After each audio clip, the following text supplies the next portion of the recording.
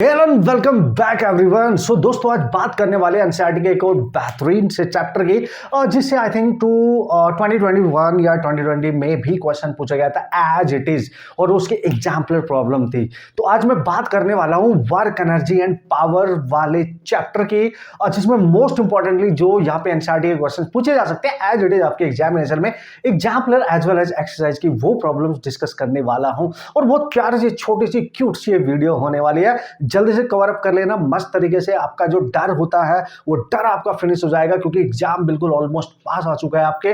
तो मैं कोशिश यही करूंगा कि जितने इंपॉर्टेंट टाइप के चैप्टर हैं उनके एनसीईआरटी के सारे मैक्सिमम जो आने वाला है। इवन एक इंटरेस्टिंग बात मैं आपको बता दूं कि इसी चैप्टर से जो क्वेश्चन आज मैं डिस्कस करने वाला हूं, क्वेश्चन अभी भी जो जेईई मेंस के पेपर हुए हैं है ना अप्रैल अप्रैल, जो उसमें भी एज इट इज ही पूछा गया था, राइट। तो यार एनसीईआरटी पॉइंट ऑफ व्यू से ये चैप्टर बहुत ज्यादा इंपॉर्टेंट माना जाता है कि यहाँ से क्वेश्चन आने के पूरे पूरे चांस बने रहते हैं। So that's why important type के जितने भी क्वेश्चन एनसीईआरटी होने वाले हैं वर्क एनर्जी पावर के कोलिजन से रिलेटेड भी हम बात करेंगे, राइट। तो वो यहाँ पे हम डिस्कस करने वाले हैं। Okay boss, so here we go, let's start and this is our first question. ठीक है, तो ये आपका पहला क्वेश्चन है, इसको पढ़ लो एक बार, पढ़ते ही आपको समझ में आ जाएगा क्या है इसकी कहानी और क्या होने वाली है मेरी जुबानी। ओके, तो देखो क्वेश्चन में क्लियर बोला गया है कि in a ballistic demonstration a police officer fire से बुलेट ऑफ मास 50 ग्राम। ठीक है, एक डेमोन्स्ट्रेशन हो रहा है, एक पुलिस ऑफिसर है जो बुलेट फायर कर रहा है और उसका मास दे रखा है आपका 50 ग्राम, जिसको आप लिख सकते हो 50 × 10⁻³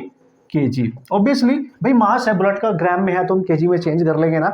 अब बोल रहा है वो कि okay with speed of 200 metre per second वो बुलेट जा रही है। जैसे उसने फायर करा तो बुलेट की जो इनिशियल स्पीड है that is 500 metre per, no this is 200 metre per second, है ना, नॉट 500, है ना, 200 metre per second. Okay okay okay okay on soft plywood of thickness 2 centimetre. एक प्लेवुड है मतलब वुड का बना हुआ है और उसकी थिकनेस दे रखी है, थिकनेस में मान लेता हूं दैट इज कितनी है, दैट इज 2 सेंटीमीटर की थिकनेस है इसकी। ठीक है, जिसपे वो हिटिंग करेगी ये बुलेट, जिसपे जाके टकराएगी। ठीक है, चलो अब क्या पूछ रहा है, the bullet emerges with only 10% of initial kinetic energy. ठीक है, तो वो क्या बोल रहा है बेसिकली कि जो बुलेट है जब वो बाहर आती है उस टारगेट को टकराने के बाद तो with the 10% of its initial kinetic energy के साथ ही वो बाहर आ पाती है। मतलब ऐसे समझो कि यहां से बुलेट आपने स्ट्राइक करी, उसकी कुछ स्पीड थी और ये एक सीट है वुडन की बनी हुई है, इस पर टकराए और इससे टकराने के बाद जब बुलेट बाहर निकलेगी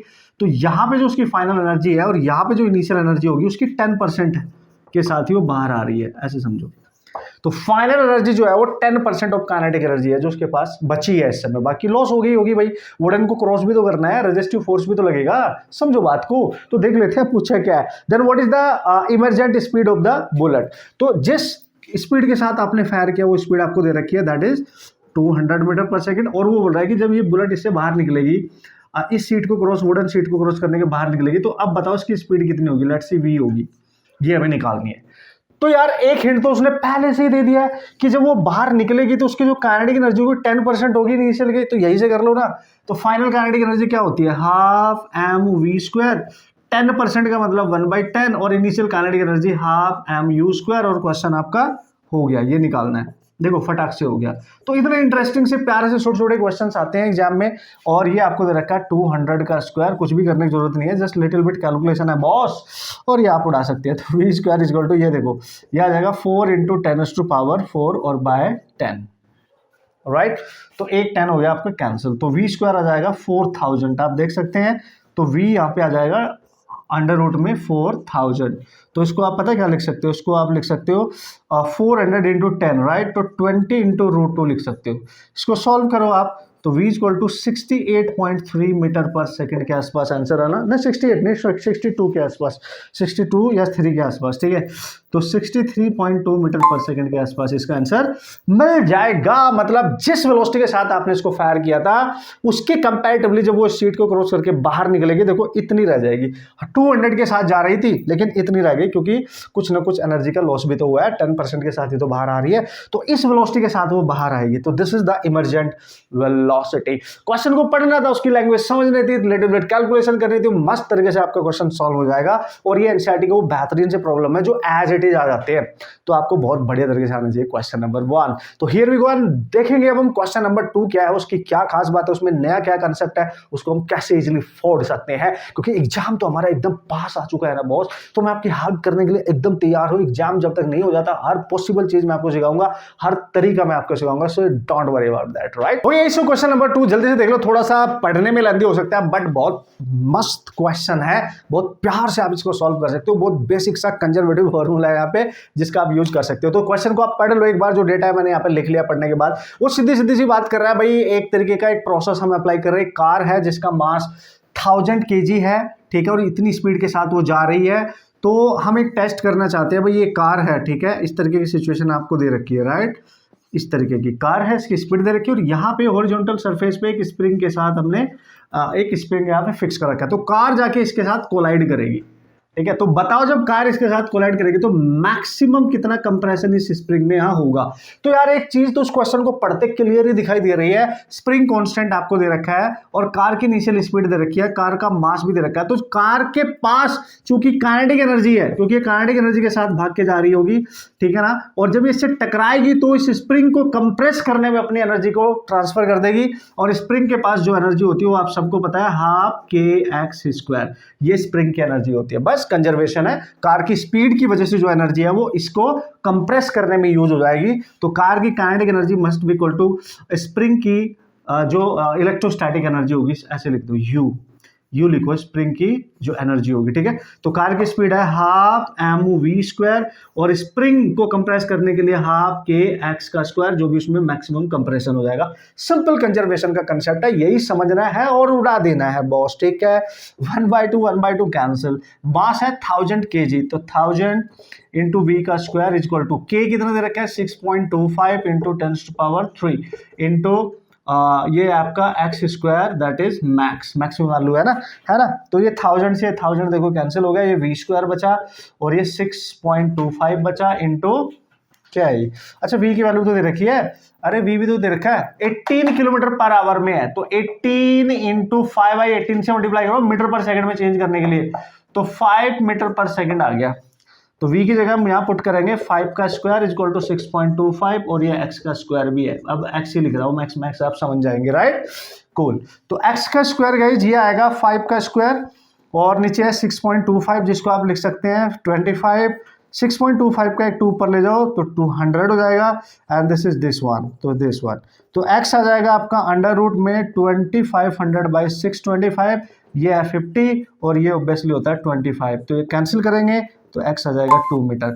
यानी मैक्सिमम कंप्रेशन जो देखने को मिलेगा आपको स्प्रिंग के अंदर, that is 2 metre, and this is also the concept of the conservation of energy, right. तो यहाँ पे कार जब इससे टकराएगी तो अपनी सारी काइनेटिक एनर्जी इसको दे देगी, बस दोनों की एनर्जी को इक्वेट करना है, सारी वैल्यू पुट अप करनी है, आराम से क्वेश्चन हो जाएगा यार। अमेजिंग है ना, प्यारे से बेहतरीन से कुछ क्वेश्चन चाहिए जो डिक्टो आपके एग्जाम में पूछे जा सकते हैं। लैंग्वेज को थोड़ा बड़ा चढ़ा के लिख देते हैं, उससे लगता है कि बच्चों को बहुत टिपिकल क्वेश्चन होगा, थोड़ा लेंदी है, तो डरने का नहीं, एक बार क्वेश्चन को पढ़ लेने का एकदम हो जाएगा, ठीक है। अब चलेंगे क्वेश्चन नंबर 3 के पास, right. Okay so here we go, this is next question. Awesome question है, प्यारा सा क्वेश्चन है, ऐसे क्वेश्चन काफी देखे गए हमारे एग्जाम में आते हैं, और अगर आया तो चूंकि एनसीईआरटी का क्वेश्चन है और उसका एग्जाम्पल प्रॉब्लम है तो एज इट इज ही आएगा बेहतरीन तरीके से। क्वेश्चन को एक बार पढ़ लिया जाएगा, डेटा मैंने यहाँ पे लिख दिया। उसने सीधी सीधी बात करी, एक एलिवेटर है जिसमें कुछ पैसेंजर बैठे हुए हैं, जैसे कि हम जाते हैं लिफ्ट वगैरह में बैठ के, राइट। तो एक एलिवेटर है जिसमें पैसेंजर बैठे हुए हैं, वो ऊपर को जा रहा है with a constant speed that is v is equal to 2 metre per second, ऐसे ही बोल रहा है ना। मैक्सिमम लोड कैपेसिटी उसकी 1800 kg की है, ठीक है। जो एलिवेटर और पैसेंजर को मिला के जो उसका मैक्सिमम लोड है वो 1800 kg है, जिसमें एलिवेटर को मिला लिया हमने, पैसेंजर को भी कंसीडर हमने कर लिया है। And moving up with a constant speed of 2 metre per second, done. Okay, आगे देख लेते हैं। The frictional force opposing the motion. देखो भाई, मोशन एलिवेटर की मोशन हो रही है ऊपर, तो जो फ्रिक्शनल फोर्स होगा वो डाउनवर्ड डायरेक्शन में लगना चाहिए, यानी फ्रिक्शनल फोर्स भी दे रखा है यहाँ पे, how much, this is 4000 Newton, right, 4000 Newton, ठीक है भाई, ठीक है, बढ़िया जी बढ़िया। तो पता क्या कर रहा है, देखो फ्रिक्शन इसको नीचे को कम करने की कोशिश कर रहा है, लेकिन जब भी एलिवेटर ऊपर को जा रहा है तो इसका मतलब क्या हुआ, मोटर, जिस मोटर की इलेक्ट्रिक मोटर की वजह से चल रहा होगा, उसने कितनी पावर यहाँ पे सप्लाई करी होगी, वो पूछा जा रहा है कि determine the minimum power delivered by the motor to elevator in watts, right. So we have to calculate basically power. तो गाइस जब भी पावर पूछे और आपको स्पीड गिवन हो तो हमेशा फोर्स इंटू वेलोसिटी का ये फॉर्मूला आपने याद रखने का बॉस। अब फोर्स यहाँ पे नेट लेना पड़ेगा। नेट फोर्स क्या, देखो एलिवेटर ऊपर को जा रहा है और इस पूरी एलिवेटर का जो वेट है पैसेंजर के साथ वो डाउनवर्ड है, और वेट कितना है 1800 kg, यही बोला है ना उसने। मैक्सिमम लोड कैपेसिटी इतनी है, दैट इज 1800 kg। तो नेट वेट कितना हो जाएगा, नेट वेट हो जाएगा 1800 g डाउनवर्ड, मतलब एलिवेटर पे दो फोर्स डाउनवर्ड काम कर रहे हैं, फ्रिक्शन भी नीचे और ये भी नीचे, तो नेट फोर्स कितना हो गया, एलिवेटर का वेट तो लेना ही लेना है प्लस फ्रिक्शनल फोर्स भी लेना है, इस बात का ख्याल रखेंगे बॉस, इनटू वेलोसिटी, वेलोसिटी है 2, समझ गए ना आप, क्योंकि फ्रिक्शन भी नीचे है और वेट भी नीचे है, तो नेट फोर्स इन दोनों का सम होने वाला है। तो दिस इज 18,000 है ना, 18,000 plus 4,000 right into 2 and this is 22,000 and this is 2 and this is 2 to 4 4 4 44,000, ठीक है। इतनी वॉट आएगी, पावर आएगी इतनी वॉट, दिस इज इतनी वॉट। तो इतनी वॉट पावर है जो वहां पे काम करने वाली है इस पर्टिकुलर क्वेश्चन में, और इस पावर को आप हॉर्स पावर में भी कन्वर्ट कर सकते हैं, क्योंकि 1 हॉर्स पावर लगभग 746 वॉट के इक्वल आप बना सकते हो। अगर हॉर्स पावर में आपने कन्वर्ट करना है तो 4000 को 746 से आप डिवाइड करेंगे, जिसकी वैल्यू आ जाएगी निकल के लगभग 58.98 के आसपास, ठीक है, 58.98 के आसपास आपका आंसर आएगा, और इसको नियर अबाउट आप लिख सकते हैं 59 हॉर्स पावर, राइट। अगर पावर को आपने हॉर्स पावर में कन्वर्ट करना है, अदरवाइज वॉट में तो आपका आ ही गया है, this is 44,000 what and this is your correct answer guys.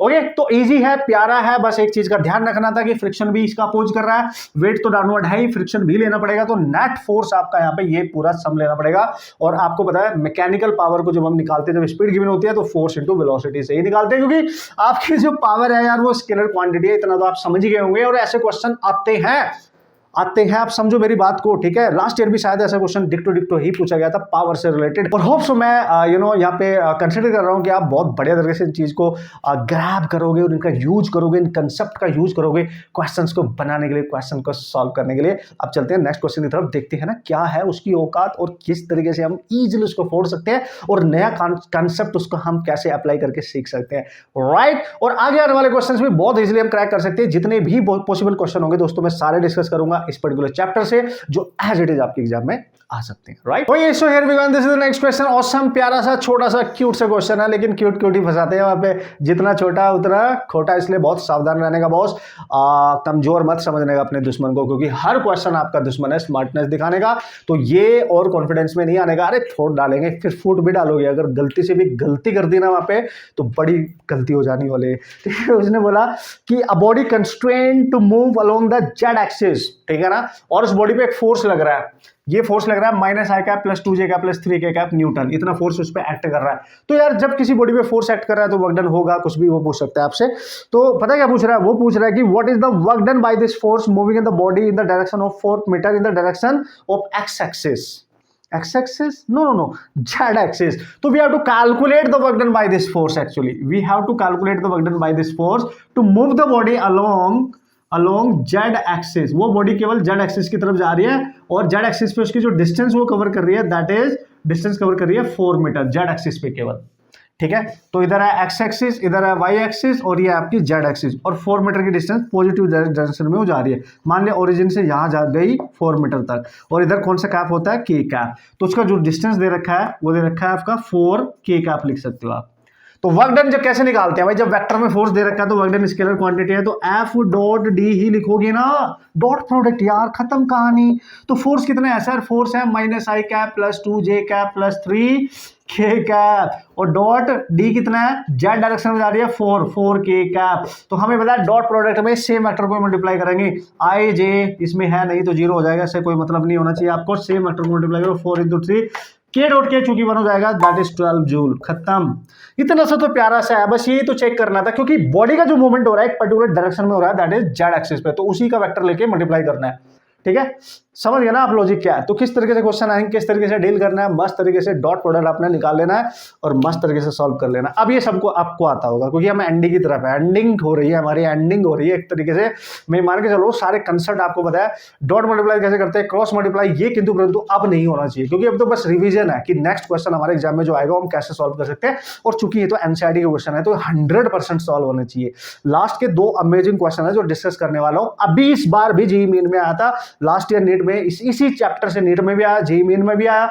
Amazing important chapter आप मान सकते हो, ठीक है। और कौन से मोस्ट इंपॉर्टेंट जो क्वेश्चन मैंने सेलेक्ट किए, मेरे को पहले नहीं पता कि आया, मैंने जब मैं सेलेक्ट कर रहा था तो मेरे को लगा यार ये मैंने सेलेक्ट किया और ये आ भी गए हैं। तो ऐसा होता है समटाइम, यू नो। तो आपने बहुत बढ़िया तरीके से इन चीजों का रिवीजन करना है और विश्वास रखना है कि क्वेश्चन आएंगे तो मैं फोड़ के आने वाली हूँ, राइट। चलो तो so here we go, this is next question, question number 5 I think so, आप काउंट कर लेना क्वेश्चन नंबर 5। और अमेजिंग है, 2 क्वेश्चन में लास्ट के जो कर रहा हूँ ना, डिक्टो आएंगे ना भाई, फोड़ के आ जाइए। एक्सरसाइज के क्वेश्चन है अभी, हाँ ये लास्ट के 3 क्वेश्चन एक्सरसाइज के जो अभी मैंने करा है, 2 अब करूंगा। उससे 3 पहले वाले जो थे वो एग्जाम्पलर प्रॉब्लम थी, दोनों से ही क्वेश्चन आया, अच्छी बात ही है। और जो हमने सेलेक्ट करे उन्हीं से क्वेश्चन आने के चांस होंगे, डोंट वरी, राइट। तो क्वेश्चन में बोला गया कि एक पंप है on the ground and floor of a building, can pump the water fill a tank volume of 30 metre cube. Tank जिसको भरना है मोटर की हेल्प से, पानी भरना है इसमें, और ग्राउंड से ये इसकी हाइट भी दे रखी है, दैट इज 40 मीटर ग्राउंड से। तो टैंक का वॉल्यूम दे रखा है 30 मीटर क्यूब, अच्छी बात है। और टैंक में पानी है, पानी की डेंसिटी आपको पता है 10⁻³ होती है, ये तो पता ही है, केजी पर मीटर क्यूब। चलो भाई बढ़िया, देखते हैं भाई क्या पूछना चाह रहा है, ठीक है। ओके ओके 15 मिनट का टाइम लेता है उसको फिल करने में, ठीक है। टाइम भी दे दिया 15 मिनट, और अगर मिनट में है तो सेकंड में बदल लो उसको, 15 × 60, right, 900 seconds, right. This is your time, actually you have to take in seconds. Cool, पहले लिख लो बच्चों जो भी लिखना है, राइट। अब वो क्या बोल रहा है कि if the tank 40 metre above the ground, वो मैंने लिख दिया, the efficiency of the pump is, efficiency दे दी है पंप की, दैट इज 30%। जो पंप यहाँ पे होगा, वाटर पंप जिसकी वजह से आप पानी भर रहे हो, ठीक है, जो चला रखा है उसकी एफिशिएंसी दे रखी है, दैट इज 30%, जिसको आप लिख सकते हो 3/10। 30% एफिशिएंसी दे रखी है पंप की, जो वाटर यहाँ से ग्राउंड से निकाल के इस टैंक में फिल कर रहा होगा, ठीक है। Then how much electric power is consumed by the pump, कितनी इलेक्ट्रिक पावर इस पंप ने यहाँ पे कंज्यूम करी, इस जब आपने इसको चलाया होगा, इसने पानी यहाँ से ड्रॉ किया होगा और ऊपर लेके गया होगा और इसको फिल किया होगा, तो इसका इनपुट पावर पूछ रहा है। एक्चुअली जब भी वो पंप की पावर की बात करें ना, कितनी कंज्यूम करी, वो इनपुट होता है, क्योंकि इनपुट दोगे तभी तो ये पानी को उसमें फिल करेगा, तो वो आउटपुट पावर होती है, राइट। तो एफिशिएंसी जो होती है दोस्तों, वो होती है आउटपुट ओवर इनपुट, तो ये चाहिए हमें, तो हम निकालेंगे input power output over efficiency, right. अब देखो एफिशिएंसी तो हमें पता है, आउटपुट पावर कैसे निकालेंगे भाई पानी को रेज कर रहे हो ना आप किसी हाइट तक, तो output power work upon time से आ जाएगी। वर्क कैसे निकालोगे, mgh, क्योंकि हाइट पे रेज कर रहे हो आप, और डिवाइड बाई टाइम, तो यहां से निकाल लो यार, क्या बात कर रहे हो यार। तो अब क्या करेंगे सर, देखो पावर निकालो, पहले आउटपुट पावर निकालो, mgh, मास कितना है, मास नहीं पता, वॉल्यूम इंटू डेंसिटी लिख लो क्योंकि वॉल्यूम दे रखा है, इंटू h कितना है 40, टाइम कितना है 900। चलो भाई आउटपुट पावर आएगी वॉल्यूम 30 इंटू 10⁻³ इंटू 40 बाय 900, ये 2 0 कैंसिल, इसको एज इट इज रखो, ये वाला कैंसिल करो, राइट।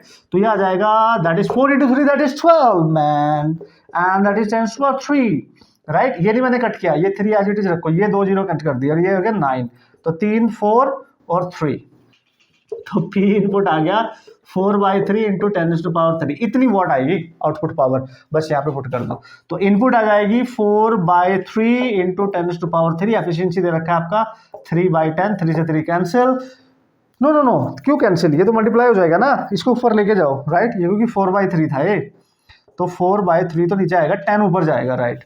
तो ये आएगा PI = 4 इंटू 10 ऊपर जाएगा तो 10⁻⁴ हो जाएगा और नीचे 9 हो जाएगा, ठीक है। अब आप इसको सॉल्व करेंगे कि P इनपुट कितनी आ रही है, तो यहां से आपका आंसर आ जाएगा, इनपुट पावर जो भी होगी यू कैन सॉल्व इट, है ना। दिस इज 44.4 दे रखा है, तो 44.4 किलोवाट, है ना। किलो क्यों, 40 को 44 है क्या, ओके। सो एक लिटिल बिट मिस्टेक है जो आपने भी मेरे को नहीं बताया, यहाँ पे मास को तो मैंने कन्वर्ट कर दिया वॉल्यूम इनटू डेंसिटी, लेकिन जी भी तो था भाई, जी का 10 भी तो आएगा, एक 10 एक्स्ट्रा यहाँ पे बनेगा, तो यार 10⁻⁴ बनेगी, राइट, 10⁻⁴। तो भाई ये ध्यान देने का, तो ये हो जाएगी 10⁻⁴, एक 10 और नीचे से आ जाएगा, तो यहाँ पे आप लिखेंगे P इनपुट = 10 ऊपर, ये 3 3 × 9, दैट इज 40 इंटू 10⁻⁴, और बाई 9। तो आप देख सकते हो अगर किलो वोट में बदलना है तो 400/9 इंटू 10⁻³ लिखो, इसको इससे कैंसिल करेंगे 44.4 इंटू 10⁻³ आएगा। ठीक है, तो जो इनपुट पावर आपके पास फाइनली आएगी that is 44.4 kilowatt. Checkout the option और कैलकुलेशन भी देख लेना, कंसेप्ट मैंने बता दिया है। आउटपुट पावर कैसे निकालते हैं, इनपुट पावर का मतलब क्या होता है, एफिशिएंसी को कैसे यूज करेंगे, दैट्स इट। क्लियर है। तो इस टाइप का एक क्वेश्चन है और देखो सिली मिस्टेक यहाँ पे हो गई थी कि जी हम यहाँ पे भूल गए थे रखना और उसी की वजह से क्वेश्चन हमारा डिफर हो रहा था, राइट बॉस। तो अगर मेरे को आंसर ना पता होता तो ये मिस्टेक पक्का यहाँ पे सिली मिस्टेक नाम की चीज हो जाती क्योंकि हमने जी छोड़ दिया था। ठीक है, तो ध्यान देना है इस चीज पे, राइट। चलो आज का एक लास्ट और बेहतरीन सा क्वेश्चन जो मैंने आपको बोला उसकी डिस्कशन करने वाले, जो इसी सेम डिक्टो क्वेश्चन आपका अभी भी जेईई मेन में आया था और नीट में भी लास्ट ईयर क्वेश्चन पूछा गया था, उससे लास्ट ईयर भी शायद पूछा गया था एनसीईआरटी का डिक्टो क्वेश्चन। तो देखेंगे लास्ट का question. Okay, so here we go. This is the last question of NCERT of this chapter, right? चलो देख लेते हैं क्या जल्दी से। पहले उसने बोला बॉडी ऑफ मास 0.5 kg। चलो भाई एक बॉडी है जिसका मास दे रखा है आपको 0.5 kg, बाकी चीज मैंने लिख रखी है। ठीक है, उसकी स्पीड दे रखी है a इंटू एक्स की पावर 3/2, एक्स का फंक्शन है, डिस्टेंस का फंक्शन है, a कुछ कांस्टेंट है जिसकी वैल्यू 5 दे रखी है, समझ गए ना। चलो ठीक है, अब क्या बोल रहे हैं sir, what is the work done by the net force during the displacement of the body from x equal to 0 to x equal to 2 metre. बताओ कितना वर्क डन करना पड़ेगा, क्योंकि बॉडी मूव कर रही है, उसका कुछ मास है, मूवमेंट के लिए उसको स्पीड भी चाहिए, स्पीड लगाने के लिए उस पर फोर्स लगाया होगा, तो उसके कितना वर्क डन करना पड़ा। तो we have to calculate the work done. दोस्तों हमेशा हमेशा हमेशा देखना, अमेजिंग तरीका बता रहा हूं, जब भी कभी स्पीड गिवन हो, एक्सेलरेशन गिवन हो, फोर्स गिवन हो as a function of x या टाइम समथिंग और वर्क डन निकालना, try to use the work energy theorem, right? So work energy theorem कहती है half m final speed initial speed. अगर आपको speed दे रखी है as a function of x और x की वैल्यू दे रखी है, बोल रहा है x 0 से x 2 मीटर तक, ठीक है, हमें निकालना है। तो ये जो v1 होगी ये x 0 पे आएगी और ये जो v2 होगी ये x 2 पे आएगी, ये x2 पे आएगी, x1 की वैल्यू x2 यानी 2 मीटर पे वैल्यू आ जाएगी। बस उठाओ पुट करो, ज्यादा सोचने की जरूरत नहीं है, इसको खतरनाक रूप देखने की जरूरत नहीं है। देखो v निकाल लो पहले, यहाँ से v कितना आएगा सर, a 5 इंटू एक्स की पावर 3/2। तो v1 निकालोगे ना तो 5 इंटू 0 हो गया है, तो कुछ भी पावर करते रहो तो v1 तो आपकी 0 आ गई, राइट। अब आप v2 निकालोगे ना तो x की वैल्यू कितनी पुट करोगे 2, क्योंकि 0 से 2 तक जाना है, तो 5 इंटू 2 की पावर 3/2, राइट। ये आ गई आपके पास, ये आ गई कि नहीं बॉस, ठीक है। Now you put both the values here, तो वर्क डन आपका आ जाएगा half into mass 0.5, final speed 5 into 2 की पावर 3/2 और इसका स्क्वायर भी करना है, -0 का स्क्वायर करते रहो, क्या फर्क पड़ता है कि नहीं। तो बाई 2 हो जाएगा, ओके सर। यहाँ पे आएगा 25 और ये 2 की पावर 3/2 है, इसका स्क्वायर है 2 कैंसिल, तो 2 की पावर 3 हो जाएगा, राइट। बढ़िया बढ़िया बढ़िया है जी, यहाँ पे कर लेते हैं, चलो ठीक है। तो 0.5/2 आ गया दोस्तों, इधर आ गया 2, एक 2 कैंसिल होगा, 2 की पावर 2 आएगी, दैट इज 25 और यार 2 की पावर 2 यानी 4, यानी आ गया 100, ठीक है। और ये 2 लिखने की जरूरत नहीं है, इसका इसमें मल्टीप्लाई कर दो, दैट इज 50। तो 50 joule is the work done. Now you can see 50 joule is the work done. This is the final answer and this is the easy concept. तो use this work energy theorem, work energy का जो relation होता है kinetic energy का, वो आप use कर सकते हो डायरेक्टली, क्योंकि स्पीड एक्स के टर्म्स में गिवन थी और एक्स की वैल्यूज गिवन थी। तो इनिशियल एक्स पे v1 मिलेगा, नेक्स्ट एक्स पे v2 मिलेगा, डायरेक्ट वैल्यू पुटअप करनी थी, आपका आंसर आ जाना था, ठीक है। तो अमेजिंग है, अच्छा क्वेश्चन है, देखने में थोड़ा डर लगेगा कि कैसे करें, बट अगर आपको थोड़ा सा आइडिया होता है कि क्वेश्चन की स्टार्टिंग करनी होती है कैसे, जो मैं आपको बताता रहता हूँ कि इस तरीके से क्वेश्चन को पहचानना होता है, उसमें डेटा जो गिवन है उसका यूज करना होता है, then after you can solve any type of problem without any disturbance, typical zone, easily you can crack the question, ठीक है। उम्मीद करता हूँ आपने इसको एंजॉय करा होगा और इसको आप नोट्स बनाएंगे, बढ़िया तरीके से इसका यूज करेंगे। इन पे डिपेंडेंट डिक्टो क्वेश्चन आते हैं तो बहुत बढ़िया बात है, अगर इनसे एक्सट्रैक्ट होकर क्वेश्चन आते हैं तो भी आप कर लेंगे, ठीक है दोस्तों। खुश रहना, मेहनत करते रहना, पॉजिटिव माइंडसेट के साथ मेहनत करते रहना। एग्जाम नो डाउट पास आ रहा है, जैसे मैंने आपको पहले बोला था, फियर तो होगा, इसमें कोई शक नहीं है, लेकिन आप कंटिन्यूअसली प्रैक्टिस करते रहना, उसको मत छोड़ना, डरने का नहीं। जब तक फाइट नहीं हो जाती, महेंद्र सिंह धोनी ने बोला है, जब तक गेम चल रहा है तब तक हारना नहीं है, लास्ट बॉल तक लड़के तुम्हें करना होगा और लड़ना ही पड़ेगा, क्योंकि तुम्हें रिजल्ट का पता ही नहीं है। जब तक गेम खत्म नहीं होगा रिजल्ट का नहीं पता चलेगा। तो जब तक तुम्हारा एग्जाम खत्म नहीं हो जाता, तुम्हें अपने रिजल्ट का नहीं पता है, आपने हार नहीं माननी है। पहले एग्जाम तो दे के आओ और उसके लिए प्रैक्टिस करना तुम्हारा काम है, करते रहो करते रहो करते रहो, फिर एग्जाम दे के आओ, मस्त तरीके से जीत मिलेगी, ठीक है। And all the best.